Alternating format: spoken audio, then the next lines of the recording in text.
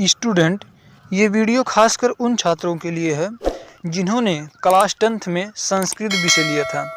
यानी class 10th में जब आप लोग जाते हैं तो उसमें आप लोगों को चूज करना रहता है चित्रकला या संस्कृत या फिर कंप्यूटर।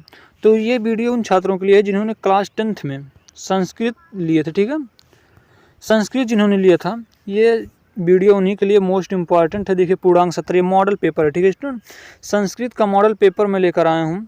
पूर्णांक 70 नंबर दिया है, विषय संस्कृत है, कक्षा 10 का है, 2021-22 का मॉडल पेपर है। ठीक है स्टूडेंट, तो चलिए हम लोग देखते हैं इस मॉडल पेपर में से आप लोग, मैं बता देता हूं जितना आप लोग पहले से जानते हैं तो इस कमेंट बॉक्स में ज़रूर कमेंट कीजिए कि सर मैंने 70 में कितना नंबर प्राप्त कर सका, केवल मॉडल पेपर है। ठीक है, तो देखिए स्टूडेंट सेम इसी पैटर्न पे आप लोगों को क्वेश्चन पेपर आता है, इसीलिए मॉडल पेपर पहले निकाल दिया जाता है। ठीक है, तो ये मॉडल पेपर है, तो आप लोग देखिए पहले कि आप लोग कितना क्वेश्चन कर सकते हैं। ठीक है, तो चलिए स्टूडेंट हम लोग फर्स्ट क्वेश्चन की ओर बढ़ते हैं। देखिए हमारा समय 3 घंटा 15 मिनट दिया है, पूर्णांक 70 नंबर दिया है।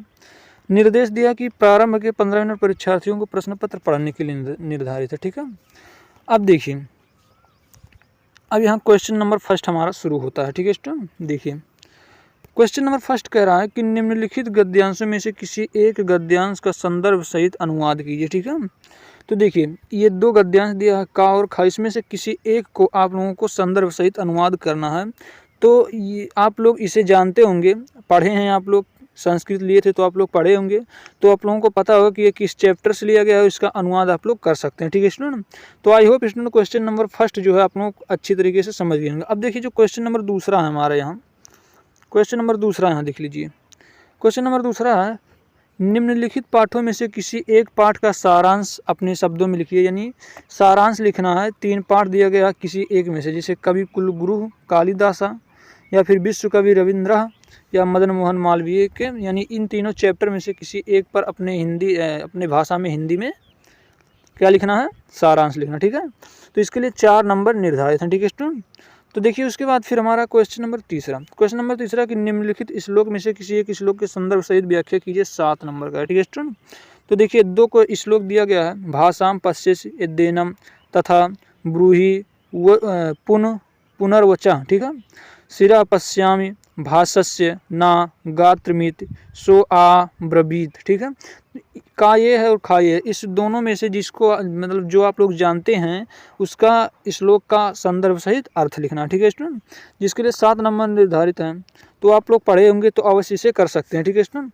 फिर क्वेश्चन नंबर 4 हमारा क्या कह रहा है कि निम्नलिखित सूक्तियों में से किसी एक सूक्त के संदर्भ सहित व्याख्या कीजिए। ठीक है स्टूडेंट, सूक्त दिया, इसमें से एक का किसी संदर्भ सहित व्याख्या करना, जैसे मूढ़े पाषाण खंडेशु रत्न संज्ञा विधीयते। ठीक है, या फिर यत द्विघात समासेन लक्षणम सुख दुखायो।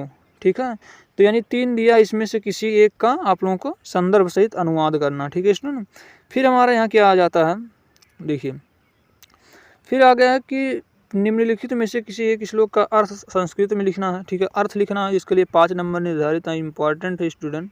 ठीक है, अब देखिए लिखा यहाँ का और खा, यानी अथवा अथवा करके सभी क्वेश्चन में अभी तक दिया है। ठीक है, पाँचवा में 2 दिया, किसी एक को करना, जिसके लिए 5 अंक निर्धारित हैं। ठीक है स्टूडेंट, अब देखिए फिर यहाँ क्वेश्चन नंबर जो 6 आ जाता है हमारा, क्वेश्चन नंबर 6 निम्नलिखित में से किसी एक पात्र का चरित्र चित्रण हिंदी में कीजिए।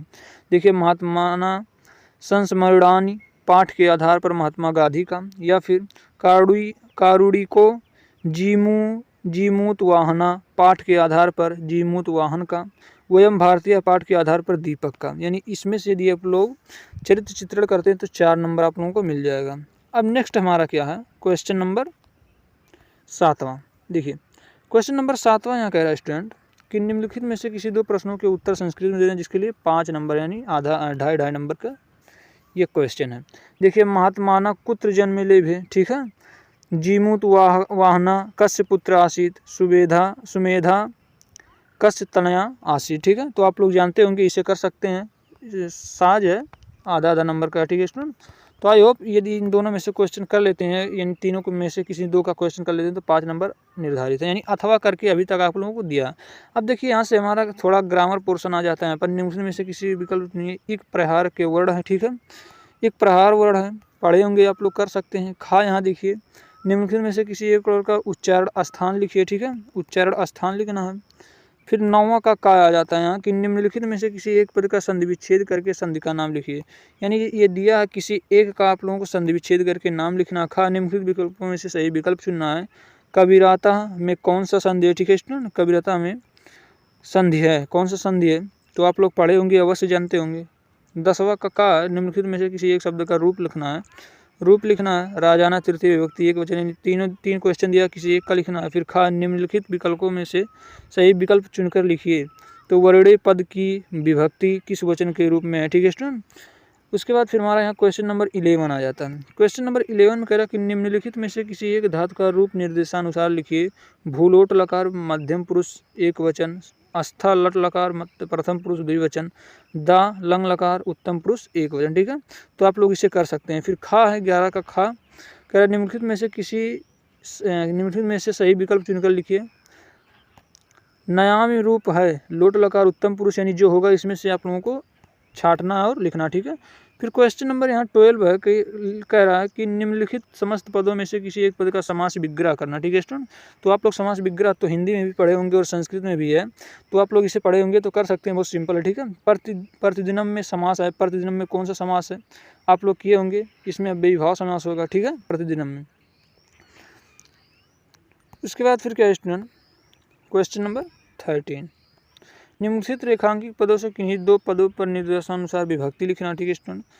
14 निम्नलिखित में से किसी एक पद पर धातु और प्रत्यय लिखना है। ठीक है, 2-2 नंबर का है, इंपॉर्टेंट है, सहज ही पेपर था। उसके बाद क्वेश्चन नंबर 15 है, निम्नलिखित में से किसी एक का वाच्य परिवर्तन लिखिए। ठीक है स्टूडेंट। 16 निम्नलिखित में से किसी वाक्य का संस्कृत में अनुवाद करना। ठीक है, 6 नंबर। आप लोग बोलते हैं। ठीक है, यानी किसी एक ही का करना है, सॉरी सबका करना है, 6 नंबर का है। 6 क्वेश्चन है, 6 नंबर का, एक नंबर का है। ठीक है, तो आप लोग संस्कृत में अनुवाद करेंगे तो आप लोगों को 6 नंबर मिल जाएगा। अब क्वेश्चन नंबर 17 यहाँ है स्टूडेंट, कह रहा है निम्नलिखित में से किसी एक विषय पर संस्कृत पाठ में 8 वाक्यों में निबंध लिखना। ठीक है, संस्कृत में लिखना है, 8 नंबर का है, 8 वाक्यों में निबंध लिखना है। तो आई होप आप लोग कर सकते हैं। फिर क्वेश्चन नंबर 18 है यहाँ कि निम्नलिखित पदों में से किन्हीं 4 पदों का संस्कृत में वाक्य प्रयोग करना। ठीक है स्टूडेंट, वाक्यों में प्रयोग करें। गणेशाय त्वमं सदा अत्र उभयता गच्छामः कृत्वा प्रातः, यानी इस 8 क्वेश्चन दिया है, 8 में से किसे करना, किसी 4 को करना। ठीक है स्टूडेंट।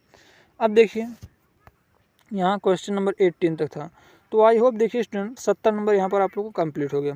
तो आई होप आप लोग समझ गए होंगे अच्छी तरीके से कि जो क्वेश्चन पेपर क्लास 10th जो संस्कृत का क्वेश्चन पेपर था, मॉडल पेपर, वो किस प्रकार था। और अब आप लोग बताइए कि अब आप लोग कितना इसमें से जानते थे, और कमेंट करके हमें ज़रूर बताइए कि 70 में आप लोगों का कितना नंबर आया। ठीक है स्टूडेंट। तो चलिए स्टूडेंट, आई होप आप लोगों की वीडियो अच्छी लगी। यदि स्टूडेंट मेरी वीडियो आप लोगों को अच्छी लगती है, चैनल को सब्सक्राइब जरूर कीजिए, लाइक कीजिए और इस वीडियो को ज़्यादा से ज़्यादा अपने दोस्तों में शेयर कीजिए। तो चलिए स्टूडेंट, आज के लिए इतना ही, मिलते हैं नेक्स्ट वीडियो में, तब तक के लिए धन्यवाद, थैंक यू।